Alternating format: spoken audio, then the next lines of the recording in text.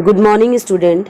आज मैं आप सभी को गोदोहनम का आखिरी भाग पढ़ाने जा रही हूँ, जिसमें हम ये देखेंगे कि जो नंदिनी है वो किस प्रकार से मल्लिका और चंदन को मार रही है और दूहने का कार्य नहीं करने दे रही है, और इसके अंत में क्या होता है यह भी मैं आपको आज बताने वाली हूँ।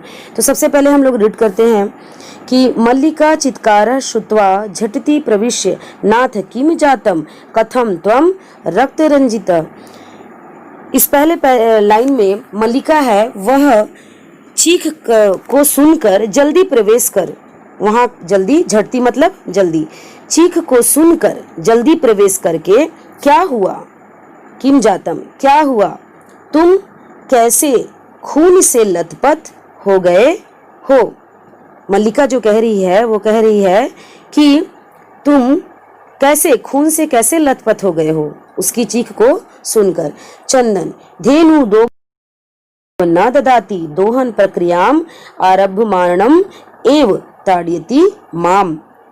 चंदन उसका जवाब दे रहा है और चंदन कहता है कि जो धेनु है, जो गाय दूहने के लिए अनुमति नहीं दे रही है, जो नंदिनी है वो गाय का दूहने की अनुमति नहीं दे रही है। दोहन की प्रक्रिया शुरू करते ही मुझे मार रही, कह रहा है कि गाय दोहन के लिए अनुमति नहीं दे रही है, दूहने की प्रक्रिया शुरू करते ही मुझे मार रही है। तब मल्लिका कहती है कि मल्लिका धेनु स्नेहन वात्सल्येन च आकारि दुग्धुम प्रयतते किंतु धेनु दुग्धेन एव इति अवगच्छति। मल्लिका जो है, मल्लिका गाय को क्या कर रही है, मल्लिका वहां गाय को वो प्यार और वात्सल्य से पुकार कर दूहने की कोशिश करती है। मल्लिका उसे बड़े ही प्यार से और वात्सल्य से दूहने का कोशिश करती है, लेकिन किंतु मतलब लेकिन गाय दूधहीन ही ऐसा प्रतीत होती है, ऐसा जान पड़ता है कि उसके शरीर में दूध है ही नहीं। तब मल्लिका कहती है चंदनम प्रति नाथम अत्यनुचितम कृतम आवाभ्यम यत मास प्रयत्नम धेनो दोहनम कृतम सा पीड़म अनुभवाम भवती अतएव ताड़यति। जो मल्लिका है वह कह रही है कि चंदन की ओर देखती है और चंदन की ओर कहती है कि चंदन की प्रति कि नाथ, हम दोनों ने बहुत ही गलत किया है। हम दोनों ने क्या किया, बहुत ही गलत किया है।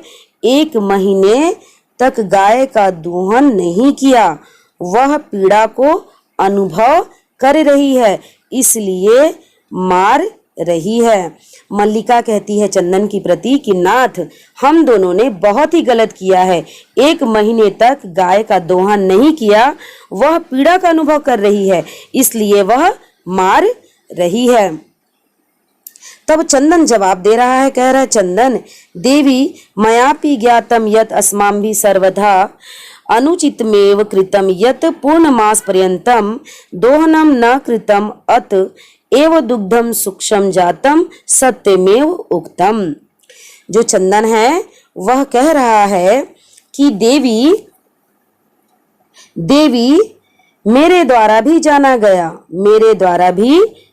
गया है कि हमारे द्वारा सर्वथा अनुचित नहीं किया गया, अनुचित ही किया गया है, ठीक है, अनुचित ही किया गया है कि 1 मास तक, हमने 1 महीने तक दोहन नहीं किया, इसलिए दूध सूख गया है।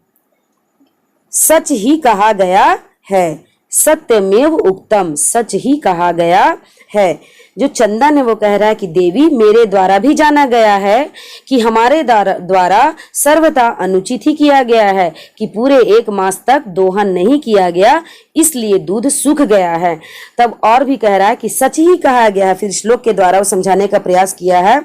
यहाँ देखिए एक श्लोक है जो बड़ा ही इंपॉर्टेंट है आप लोग का, ये वाला श्लोक, ठीक है। कार्य मध्य तनियम यत तद्धेव विधीयताम विपरीते गतिर्यस्य स कष्टम लभेत लभते ध्रुवम। इस श्लोक में कह रहा है कि जो आज करने योग्य कार्य है उसे आज ही करना चाहिए, जिसकी गति विपरीत होती है वह निश्चित ही कष्ट पाता है। कह रहा है कि जो आज करने योग्य कार्य है उसे आज ही करना चाहिए, जिसकी गति विपरीत होती है वह निश्चित ही कष्ट को पाता है। लभते मतलब पाता है। इसका भावार्थ यह हुआ कि आज का काम आज ही करना चाहिए, उसे कल पर नहीं छोड़ना चाहिए। जो कामों को टालता है वह निश्चित ही अनेक कष्टों को पाता है। आपने कबीर दास का एक दोहा सुना होगा कि काल करे सो आज कर, आज करे सो अब, पल में प्रलय होएगी बोहरी करेगा कब। इसका भी मतलब यही है कि जो हमें कल करना है उसे क्या करना चाहिए, कल पे किसी को नहीं छोड़ना चाहिए। हमें जो वर्क अब जब मिला है तभी कर लेना चाहिए, उसी वक्त करना चाहिए, क्योंकि पल में कुछ भी हो सकता है। अब आगे हम बढ़ते हैं। मल्लिका आम्रत सत्यमेव मयापि पठितम यत। मल्लिका कह रही है कि हाँ हाँ पतिदेव को कह रही है कि हाँ सच ही मेरे द्वारा भी पढ़ा गया है कि, वह भी एक श्लोक कह रही है, ठीक है, वह भी एक श्लोक कह रही है कि हाँ मेरे द्वारा भी यह जाना गया है, यह पढ़ा गया है। सुविचार विद्यात्वव्यम कार्यम कार्यम कल्याणकारिणा यह करोत्य विचार्य तत् स विसीदति मानव। कह रही है कि खुद का भला चाहने वाले लोग, है ना, कह रही है कि खुद का भला चाहने वाले के द्वारा काम को अच्छी तरीके सोच कर ही करना चाहिए। जो मानव, यह मतलब जो मानव यह कार्य बिना सोचे समझे करता है वह विषाद मतलब दुखी होता है। वह मानव क्या होता है, दुखी होता है। इसका भावार्थ यह है कि जो कार्य समय पर हो जाता है वही कार्य फलदायक होता है। आज के करणीय कार्य को करने के बदले भविष्य में एक साथ करने पर अधिकाधिक फल मिलेगा, ऐसा सोचने वाले लोगों के लिए अत्यधिक मिलने वाला फल भी खोकर वह भविष्य में जो उन्हें मिलने वाला है वह भी उससे वंचित हो जाता है। कई लोग ऐसा सोचते हैं कि नहीं आज नहीं कल करेंगे, चलो कल नहीं हम दूसरे दिन कर लेंगे। तो ये जो लोग दिन को टालते हैं उस वजह से उनको नुकसान उठाना पड़ता है। तो इस श्लोक में मल्लिका यही बताने का प्रयास कर रही है। किंतु प्रत्यक्षता अध एव अनुभूतम एतत्। वह मल्लिका कह रही है कि लेकिन प्रत्यक्ष से आज ही यह अनुभव किया गया है। दोनों कह रहे हैं कि लेकिन, किंतु मतलब लेकिन प्रत्यक्ष से आज ही यह अनुभव किया गया है। सर्वे मतलब कि सारे, दिनस्य कार्यम तस्मिनेव दिने कर्तव्यम यह एव न करोति स कष्टम लभते ध्रुवम। कार्य उसी दिन करना चाहिए, जो ऐसा नहीं करता है वही निश्चित ही कष्ट को पाता है। फिर से मैं आपको बताती हूँ। सभी लोग कहते हैं कि दिन का कार्य उसी दिन करना चाहिए, जो ऐसा नहीं करता वह कष्ट को पाता है। जवीनिका पतनम, पर्दा वहां गिरता है। सर्वे मिलित्वा गायंती, सभी मिलकर गाते हैं, ठीक है। जवीनिका मतलब, ठीक है, पर्दा, और पतनम मतलब गिरता है, पर्दा गिरता है, क्योंकि ये नाटक हो रहा है, संवाद हो रहा है, पर्दा गिरता है और उसी के बाद सभी लोग मिलकर गाते हैं। एक है आपका श्लोक, ये बड़ा ही इंपॉर्टेंट है, ठीक है। ये पिछले साल भी 10 क्लास में था, इस साल भी है आपको, पर इस चैप्टर में दे दिया है ये। आदानस्य प्रदानस्य कर्तव्यस्य च कर्मणः क्षिप्रम क्रियमाणस्य कालः पिबति तदृशम।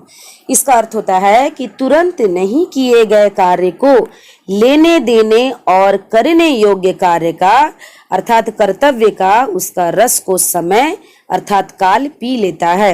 ये आपको समझ में तो आया नहीं होगा, मैं आपको इसका और भी डिटेल और भावार्थ आपको बताती हूँ कि जैसे कि हमें किसी से कुछ लेना है या फिर देना है, जरूरी काम करना है तो उसे तुरंत करना चाहिए, नहीं तो समय वो बीत जाएगा और वह समय उसका रस क्या पी लेगा, उस कार्य के आनंद का रस खो जाएगा, है ना। इसलिए कहा गया है कि जो समय है वह जो काल है वह समय का रस को पी लेगा।